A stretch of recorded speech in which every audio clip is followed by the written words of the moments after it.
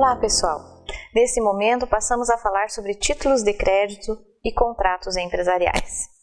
Como já conversamos na unidade 3 desta disciplina, em tempos remotos a necessidade de aquisição de produtos levou ao escambo. Porém, diante da dificuldade de estabelecer parâmetros de troca, algumas mercadorias passaram a assumir a função de moeda. Foi o que ocorreu com o gado e o sal, os quais passaram a ser considerados como moeda mercadoria. Segundo informações disponibilizadas pelo Banco Central, foi no século VII a.C. que surgiram as primeiras moedas com características das atuais. Com o passar do tempo, o ouro, a prata e o cobre foram utilizados para a cunhagem de moedas, o que ocorreu durante o início da colonização portuguesa.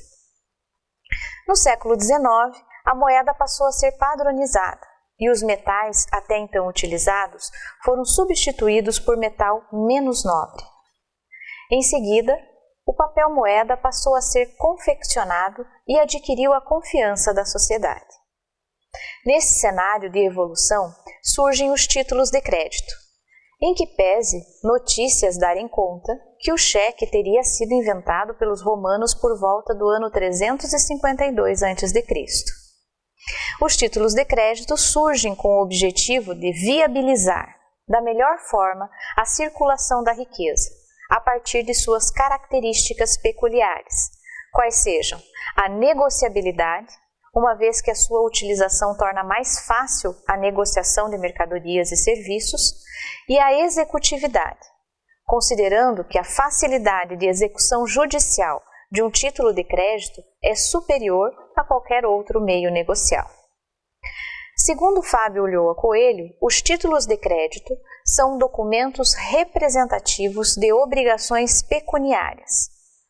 No entanto, não é qualquer documento com esta representatividade que pode ser considerado título de crédito.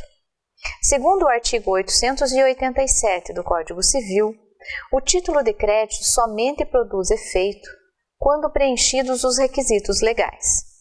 Podemos citar como exemplo o cheque, a nota promissória e a duplicata, dentre outros previstos em lei. Além dos requisitos legais, a base principiológica também disciplina os títulos de crédito.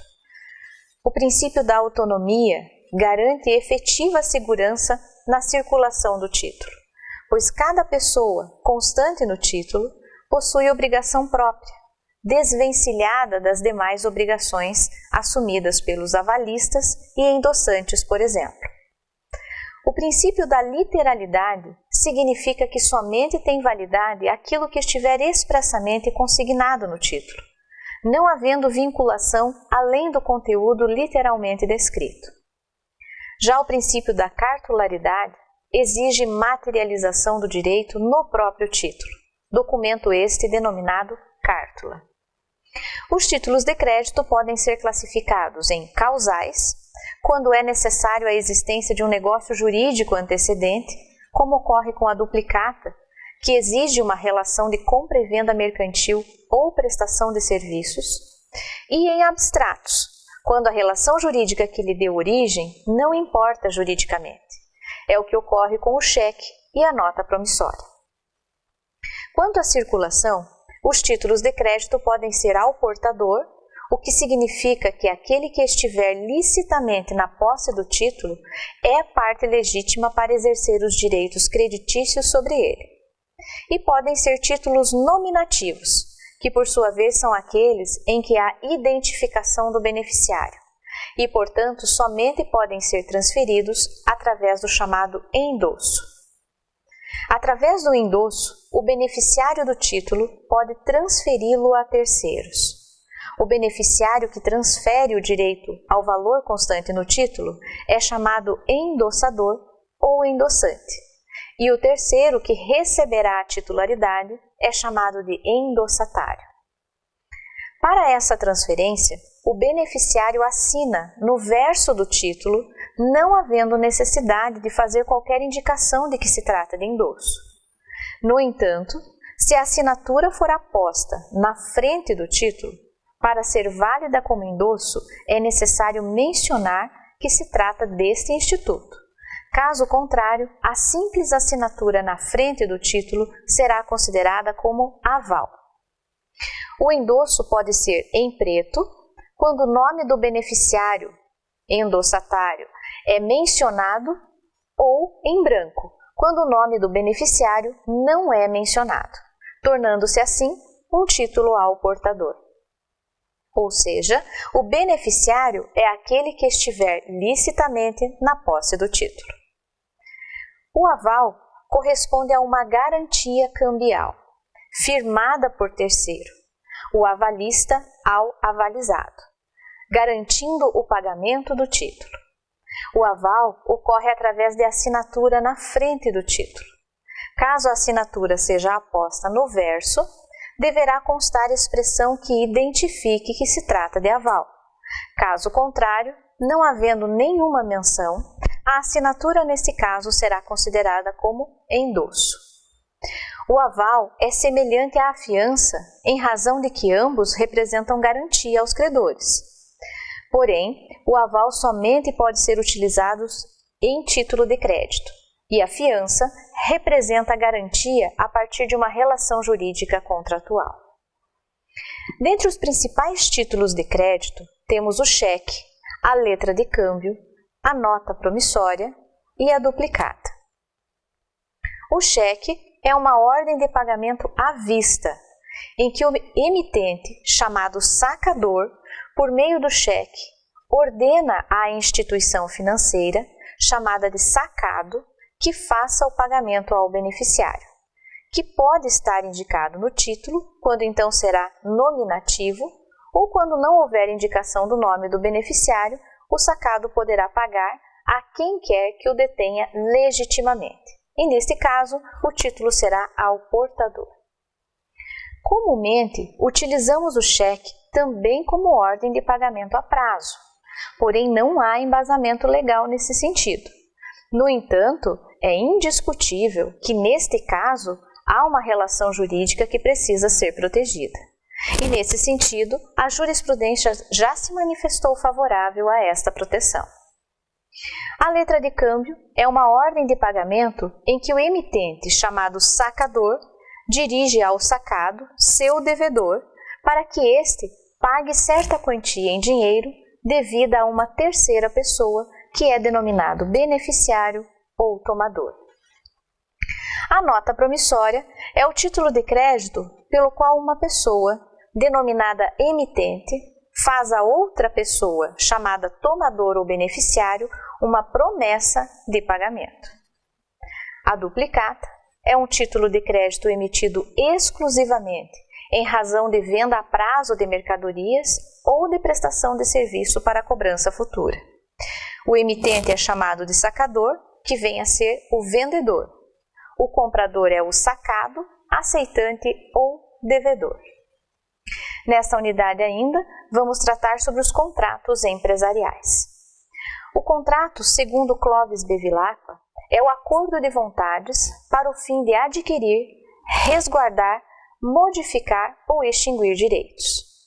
Em cada contrato, há obrigações jurídicas, as quais, segundo Silvio de Salvo Venosa, representam uma relação jurídica de caráter transitório, de cunho pecuniário, unindo duas ou mais pessoas, devendo uma, o devedor, realizar uma prestação à outra, chamada credor. Portanto, nos contratos empresariais, a relação jurídica se estabelece entre empresários para o desenvolvimento da atividade empresarial. Os contratos, de maneira geral, incluindo os contratos empresariais, são orientados por princípios norteadores. Dentre eles, vamos mencionar os principais.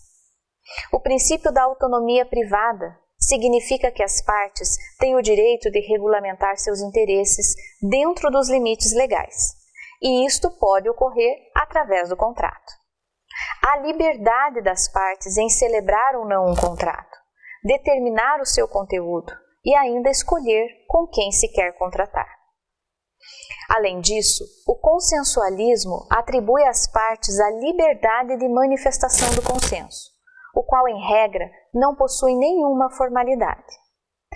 Ainda dentro do conteúdo do princípio da autonomia privada, há a relatividade dos efeitos contratuais, que significa que o contrato, em regra, gera direitos e obrigações somente para as partes envolvidas. No entanto, pode ter eficácia perante terceiros na medida em que pode beneficiá-los. O prejuízo que eventualmente venha a existir a terceiros deve ser objeto de reparação civil.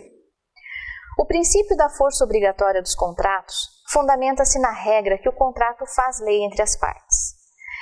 Isto com o objetivo de gerar estabilidade, previsibilidade e segurança jurídica na relação contratual.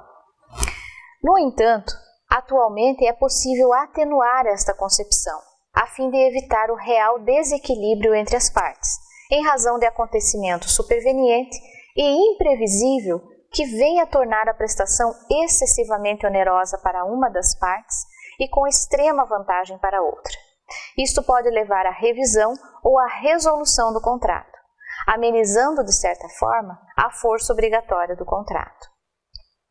O princípio da boa-fé objetiva, que prevalece na relação jurídica contratual, representa uma regra de conduta destinada a todos que figuram como partes em um contrato. São padrões de comportamento estabelecidos e reconhecidos socialmente e que se espera sejam sempre adotados pelas partes. Por fim, o princípio da função social dos contratos também deve ser observado. Esse princípio protege o interesse da sociedade para que o contrato seja socialmente benéfico ou, pelo menos, não gere prejuízos à sociedade. Portanto, além do interesse entre as partes, há necessidade de preservação do interesse social. Em síntese, os títulos de crédito são documentos que representam uma ordem de pagamento ou uma promessa de pagamento que a lei assegura determinados benefícios, como o poder de negociabilidade, bem como executividade.